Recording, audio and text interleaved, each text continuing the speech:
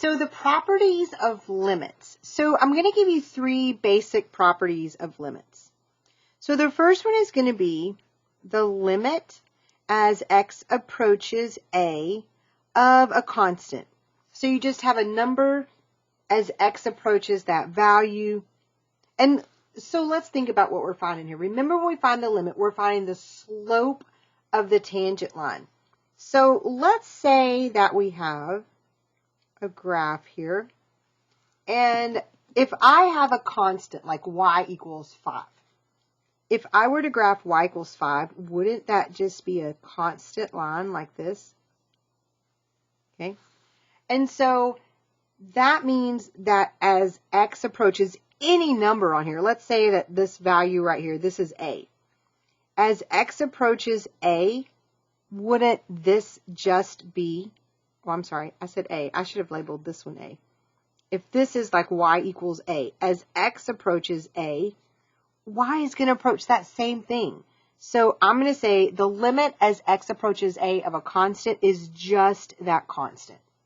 So if x approaches 2, whatever that constant is right here, that's what it's going to be.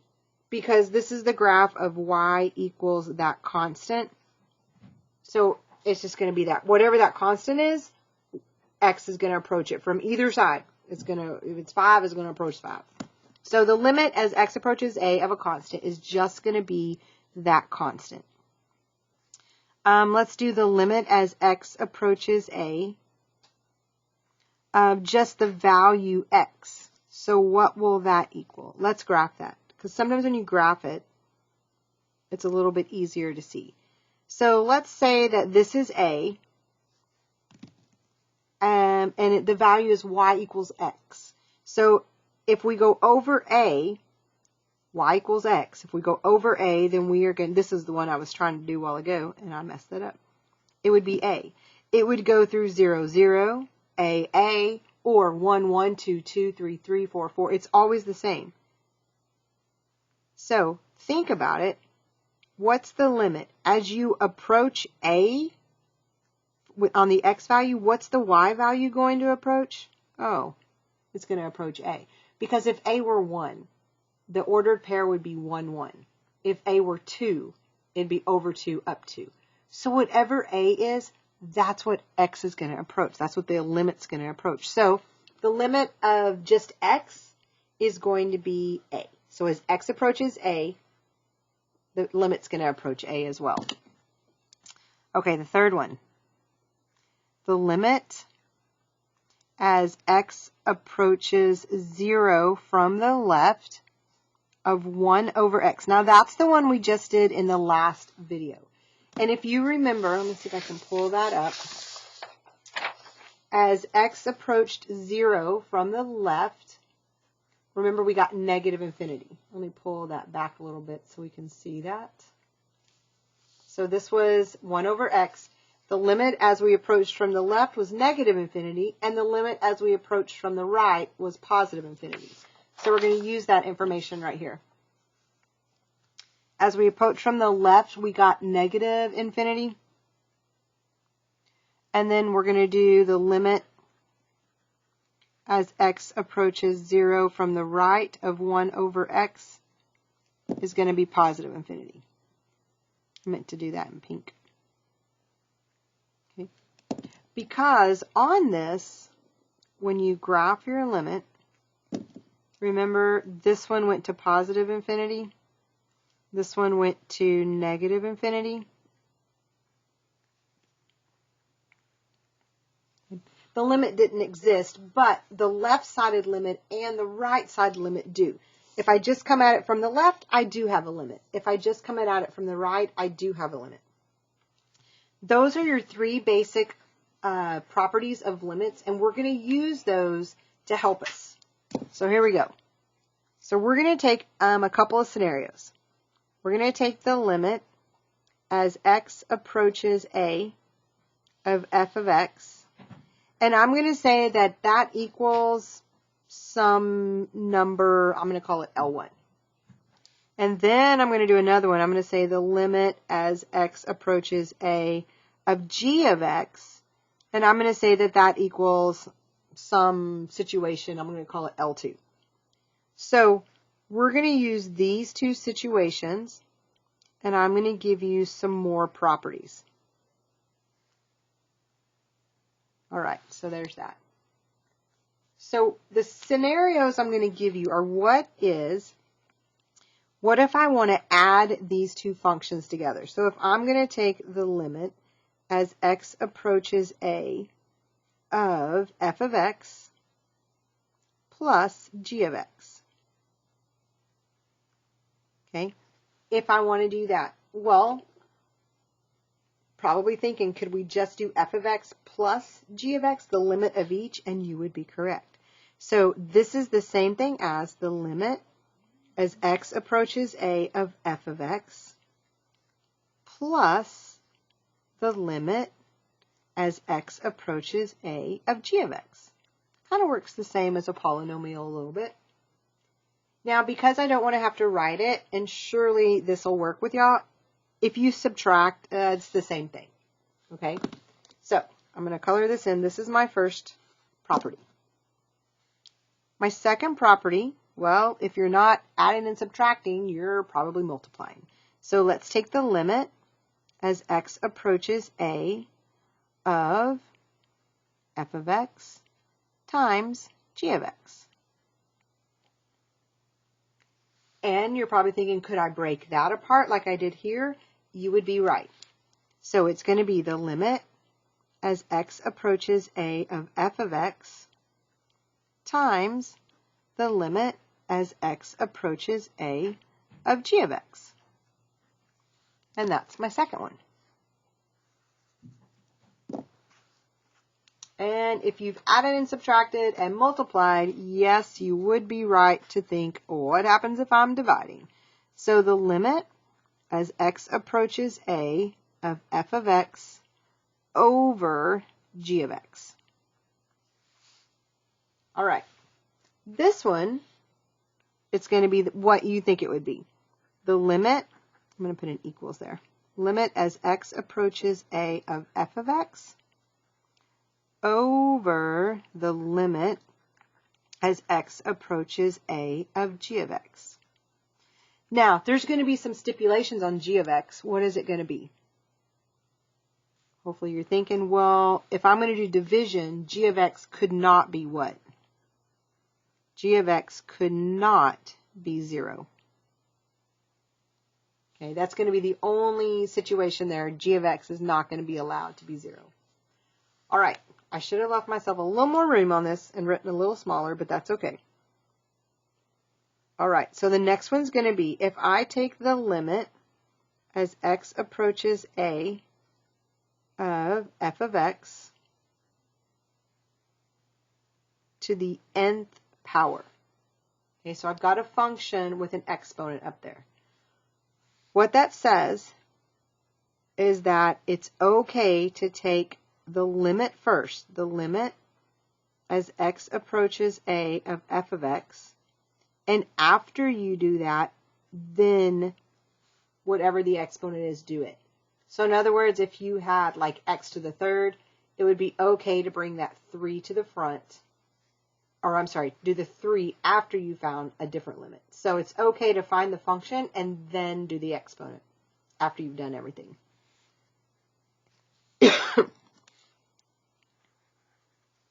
We're going to do quite a few examples, so don't worry if you're a little bit confused. The last one, we won't do this one very often, but I want to go ahead and show it to you. As x approaches a, the nth root of f of x. Okay, so if you have this scenario, then what you can do is say the limit as x approaches a of f of x. Oh, I put an extra set of parentheses there. You can do this, and then after you do that, you can take the nth root of it. It's kind of the same thing as this, just doing that at the very end. All right. Okay. So those are my properties. I'm going to pull back so you can see them all again. Those are all my properties, and we're going to use this to find the limits of functions. What's the limit? What's the function approaching at any given point? All right, so let's take this first one. And we're going to use a lot of rules on this to figure out what this equals. So I'm going to highlight it because it's kind of hidden right here. Okay, so this is example 7. So here's the situation. Let me get my pen. The limit as x approaches 2 of x to the third minus 2x plus 7. So it's like, okay, well, what does that equal? We're going to use our limits properties. What we learned was if we have polynomial and we're doing subtraction and addition, we can break this apart and do the limit of each one. So we could say the limit as x approaches 2 of x to the third minus the limit as x approaches 2 of 2x plus the limit as x approaches 2 of 7. Okay, that's step 1. I'm going to say equals. I'm going to break it apart even further. Because if I have the limit of x to the third power, remember what it said? That you could actually take the limit as x approaches 2 of x, and after I find that, I can cube it. Why would I want to do that? Because I don't know how to take the limit of x to the third power, but I know that the limit, where is it at? There it is. The limit of just x as it approaches a is just a. I know that, but I don't know what to do with an exponent. So if I can break this apart so that I can solve it, sure would be a lot easier. Minus, well, this is the product rule, 2 times x. I'm going to break it apart and say the limit as x approaches 2 of 2 times the limit as x approaches 2 of x. Isn't that the same thing? Plus the limit of 7. Well, I know how to do the limit of a constant, so I'm just going to write x approaching 2 of 7. All right, this goes back to my properties up above. So I'm going to pull back on my camera so we can get all of this in the camera at the same time. I think I can get it all in there. Okay, so here's what I know. The limit as x approaches 2 of x. The limit as x approaches a of x is a. So that means this one down here is approaching 2. So this is going to be the limit as x approaches 2 of x is 2. I need to cube that. Minus the limit of a constant. The limit of a constant is just that constant. It doesn't matter what it's approaching. The constant equals the constant. The constant is 2. It actually is approaching 2, but that doesn't matter. It's going to be 2 times the limit as x approaches 2 of x. Well, remember, the limit as we approach a of x is just a. So that means as x approaches 2, x is going to approach 2 as well. Plus the limit of a constant. Oh yeah, the limit of a constant is just that constant. It doesn't matter what it's approaching. It's still going to approach that constant. The constant here is 7, so it's going to be 7. All right, so let me zoom in and let's look at what we've got. What did we end up with? We ended up with this. 2 to the third power is 8 minus 2 times 2 is 4 plus 7. 8 minus 4 plus 7 is 11. So the limit at x to the third minus 2x plus 7 is 11. Now, you might be going, Miss Dean, seriously? Why did we do all that? Could it? Have any of you already just plugged in the value 2 right here as x approaches 2? What if it was 2? 2 to the third minus 2 times 2. Isn't that just 11? Yes, it is. Okay, so here's what I want you to know.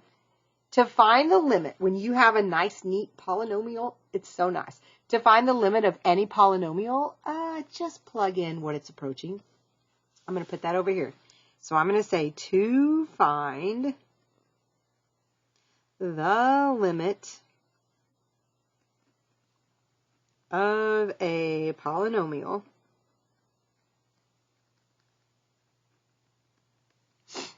Just plug it in, plug it in, plug it in, plug it in. All right. Now I'm going to give you kind of a little mathematical equation here to kind of think about for that. If I give you the limit, I'm about to sneeze, oh boy, as x approaches a. Now, I'm going to use p for polynomial, and I'm going to say p of x. P is going to mean polynomial.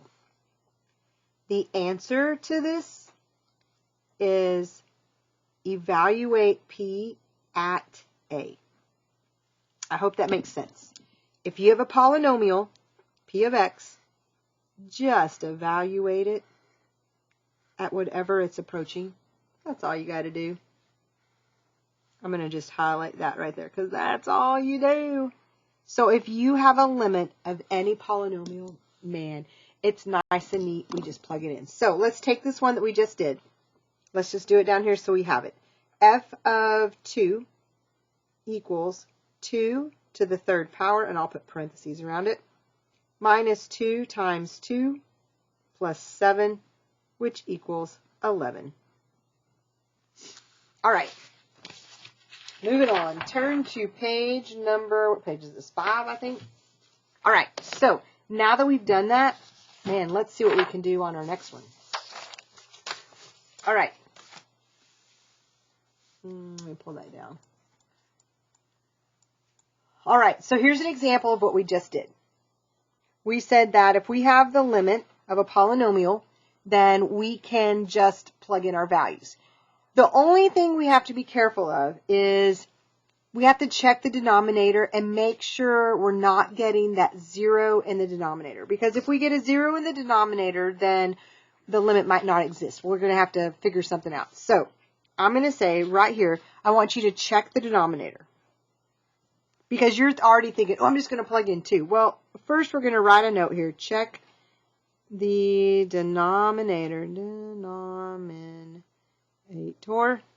Exclamation point. As long as it doesn't have a 0, then you're good to find the limit.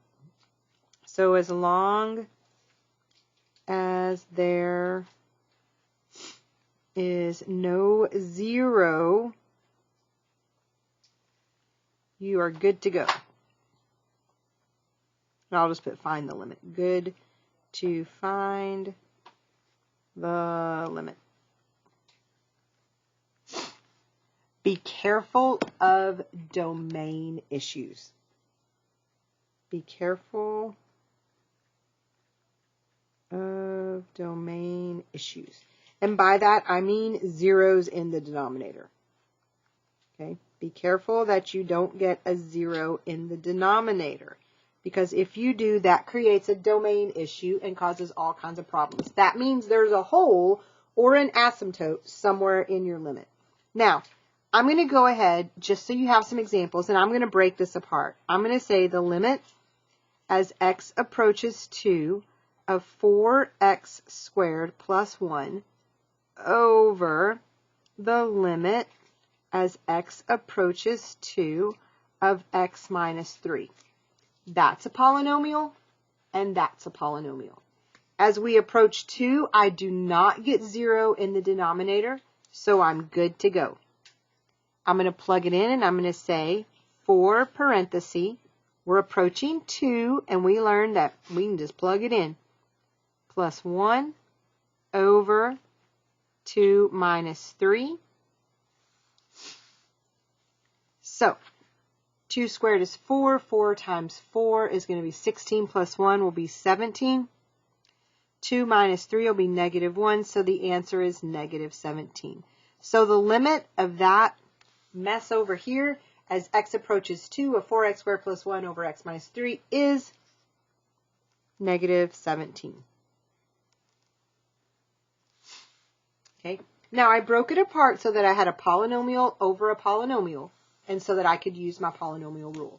All right, let's try the next one. You may have looked at that and said, oh man, when I plug in 2, I get 0 over 0. That means that there's a hole in this function. That means there hole in our function. Now, the hope is if you have a hole, maybe you can factor it out algebraically so that it's not there anymore. And then you don't have to worry about it. So we're going to have to simplify this and see if we can solve it. I'm going to write here, this is a domain issue.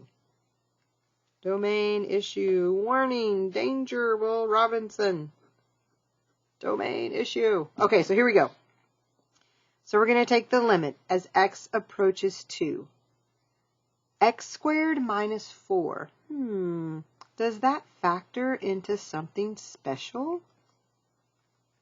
I bet it does. That's the difference of perfect squares, x minus 2 and x plus 2. Perfect square, perfect square. Oh, look at that. I believe something's going to cancel out, like x minus 2 and x minus 2. We're not changing the problem. We're not messing with the domain at all. We're just factoring out the whole. So you do have to write the limit again, x as x approaches 2, but now I just have x plus 2. If I have a polynomial, I know I can just plug it in. So the limit as x approaches 2 of x plus 2 is 2 plus 2, which is 4. And you just found the limit. All right, so here's something to note that's really, really important. And this 0 over 0, I'm going to highlight that. All right, we got 0 over 0, and we were able to factor it out and simplify it, and then we were able to plug in our value of the limit and get 4. That's because when you have a hole in your equation, holes factor out. You can fix it. You can work around holes. What you can't work around is the dreaded asymptote. Okay, they won't factor out. So holes factor out, asymptotes do not factor out. So let's take a scenario, because that one was pretty easy. What happens if we can't factor out a hole? X plus 2 over x minus 5. What we're going to have to do, if we plug in 5, we get something over 0, right? So something over 0 says no, a number over 0 says no, which means it's undefined. So I definitely have a domain problem. So I'm going to say domain issue.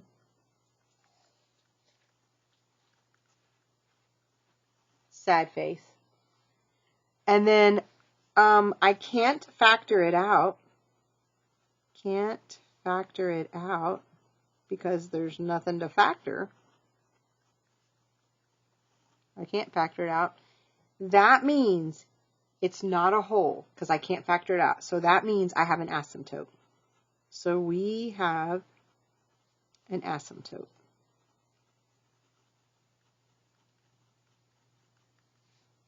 All right, we can work with that. We just have to approach it and see what's happening. This is called a sign analysis test. So I'm going to write this here. We're going to do a sign analysis test. And we're going to do a whole lot more of these later on. This is kind of like a miniature sign analysis test is what I call it. We're going to do a lot bigger ones later. Let me pull this out a little bit. There we go.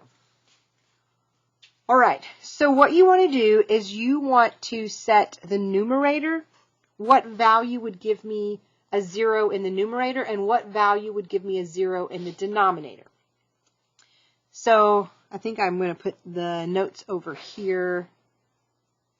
Let's put a note right here. All right, so number 1, I'm going to say 0, 0, you can factor, well, let's wait. Yeah, I'm going to do that at the end. Okay, so I'm going to put it here. We're going to use the number that gives you a 0 in the numerator and a 0 in the denominator. So use numbers. I'll give you the notes at the end. Numbers that make the numerator and denominator both 0. So in this situation, -2 would make the top 0, and a +5 would make the denominator 0. I don't really need the numerator as 0 because the issue doesn't happen until you get to 5. And when you get to 5, you definitely have an asymptote. So I already know I have an asymptote here, so I'm going to draw it. I just have to figure out what is happening as I come in from the sides. If they both go up, then the limit exists and it would be positive infinity. If they both go down, the limit would exist and the limit would be negative infinity. So if you get a situation where you can't factor out the whole, don't just right off the bat put, oh, the limit does not exist, because it might. It might exist. You just have to do a sign analysis test and figure it out. So here's what we're going to do. We're going to plug in a value on the right side. Pick a number on the right side. I'm going to pick 6 because it's bigger than 5. If I plug in 6, I would get, I'm going to do that over here. 6, oh, I don't want to write it right there because I'm going to be doing notes right there in a minute. Let me do it right here. 6 plus 2 over 6 minus 5 would be 8 over 1, so it would be 8, right? 8's a positive number. If I have a positive number, I'm up top. So that means coming from this side, it's going up and it's getting bigger and bigger and bigger. It's going to positive infinity. Okay, let's do the other side. A number smaller than 5, I'm going to pick 0 because that'll be nice and easy to do. So I'm going to say 0 plus 2 over 0 minus 5 would be -2 over 5, right? That means it's negative. That's down here. So that means on this side, it's doing something like this, and it's going to negative infinity. Ah, look at that. It's going opposite directions. Well, I know that if it goes opposite, that means the limit does not exist. They have to go to the same number in order for the limit to exist. So in this situation, it does not exist, but it doesn't always happen that way. So here's what I want you to know. If you take a limit and you get 0 over 0 when you plug in those values, you can first and foremost factor out a whole. So you can factor and simplify. That would be called a whole. We factor it, we simplify, and bam, it works.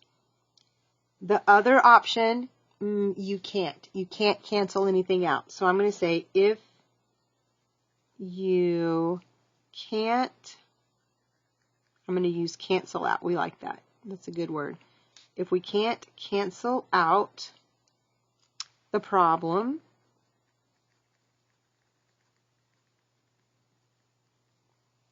you have to do a sign analysis and decide the limit. So you have to do the sign analysis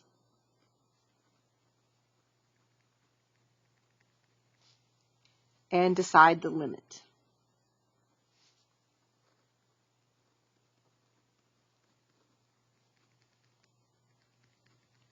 Because the limit might not exist. Oops, there we go. I'm going to say because the limit might not exist.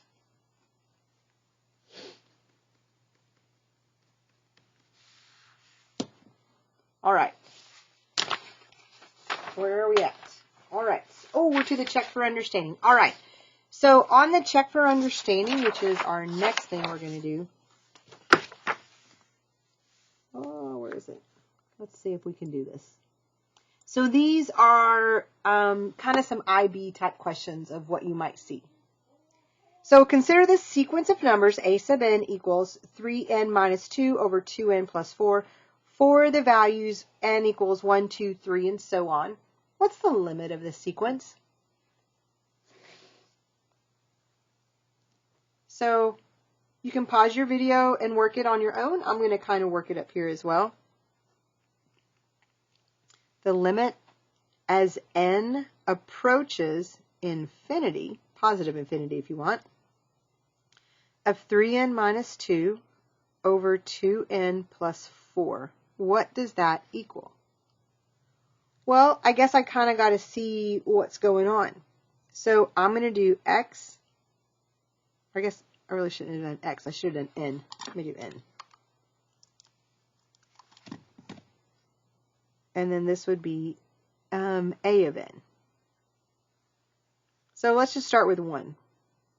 And then let's do 2. And then let's do like 50. And then maybe like, I don't know, 1,000. And then maybe just to be sure, maybe we do like 10,000. Okay. So I'm going to put those in. I'm going to put the values in here. And I'm going to see what is it doing as it approaches infinity. When I finished this, I ended up getting the limit as n approaches infinity of 3n minus 2 over 2n plus 4 was 1.5. All right, question 2. What happens to the y value of the function as x value gets close to a certain number? The certain number we're going to get close to is 2. For the example, given f of x equals x squared, what happens to y as x approaches 2? Now, I've got a graph. I put a dot here. As we come in from this side and as we come in from this side, what value are we getting close to? If you remember, when you have a polynomial, we are allowed to just plug it in, but we're going to go ahead and put the values in here. When you plug in 1.97 and square it, you get 3.8809. 1.98, you get 3.9204, and then 3.9601. If you plugged in 2, you'd get 4. And then you got 4.0401, 4.0804, and 4.1209. So what does it approach? It approaches 4.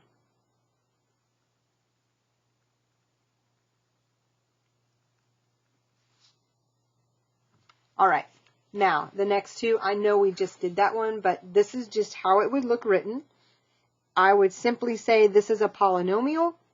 I would take the x value and square it so it would approach 4. This is a polynomial. I can just plug in my value. So 2 times 5 plus 1 would be 11. All right. So then we get to number 5. Given f of x equals x squared plus 5x over x, what happens to the y value as x approaches 0? So what happens as we approach 0? Well, when we put 0 in, we clearly get something that doesn't work. So we're going to have to do a little work. Remember, if you get 0 over 0, you probably have a whole. If you have a whole, we want to try and factor it out. So the limit as x approaches 0 of x squared plus 5x over x. What can we do? Well, let's see. You do have to write the limit every time until you actually take it. Could I factor an x out of the top? And when I do that, wouldn't my x's cancel out? So factor an x out of the top, and then you're going to end up with the limit as x approaches 0 of something. And it's going to equal, when you do this, I actually got 5. Okay. You're going to factor it out. The x's are going to cancel, and you're going to have something here. Then you're going to plug in that 0 in for the x, and 0 plus 5 is going to be 5. So you're going to finish that one. Okay, number 6. Here we go. What happens as it approaches -2? Ah, look at that. Stinking. And when you plug in the -2, you get 0 on the bottom. If you get a number over 0, the first thing you want to try and do is factor out the whole. Let's put that here. Factor out the whole. If you can't, then you have an asymptote. And we have to do the sign analysis test. But maybe we don't. So we're going to do the limit as x approaches -2 of all of this. Let's factor it as we write it. Over x plus 2. I wonder if you can factor that, cross something out, and then take the limit as x approaches -2 of something. What are you going to get? I'm going to tell you that when I did this one, I got 1. So you're going to factor x squared plus 5x plus 6. Something's going to cross out, and you're going to have something left right here. And then when you take the limit, you're going to get 1. All right, and I'm going to stop the video there. Good luck. Thanks for watching.